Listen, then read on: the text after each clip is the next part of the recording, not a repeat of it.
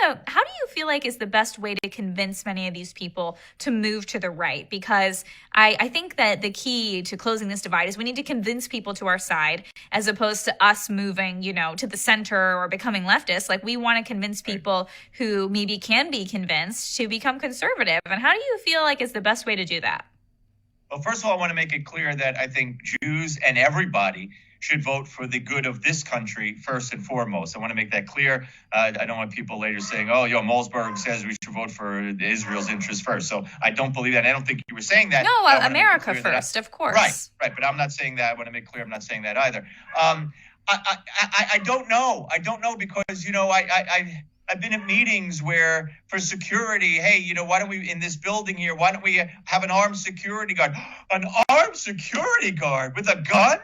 Oh, no, and this is in the wake of horrific occurrences at other places of worship or whatever. And, I've been at those kinds of meetings. But it's not only the Jewish community, obviously, like you said, your question was more generalized.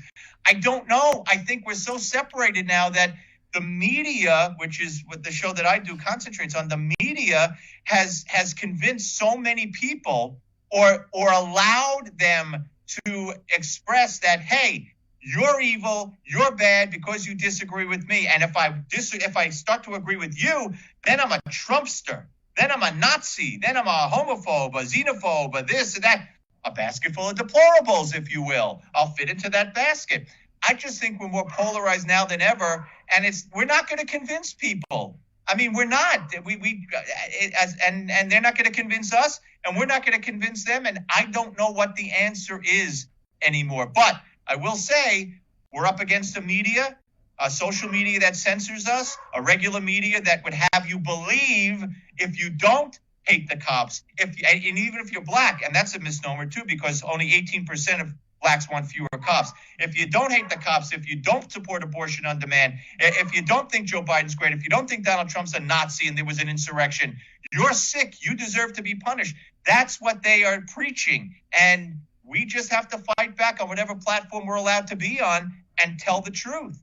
Right. And I also think even just by looking at Biden and seeing these next 4 years, hopefully people realize, wow, America is so much worse off than it was under Trump, and also can see that, look, this is how this has affected my life, whether it's with the vaccine or other policies. It's literally affecting their daily lives. And I think, too, we have to focus on these people who might not even realize they're conservative, but are conservative, because there are some people, and I think it goes back to the underlying values. What is it that we actually care about in this country? And some people who do have these values, they for some reason don't realize that this is the way to vote when it comes to those things. And so we have to tap into them and really bring them into the fold.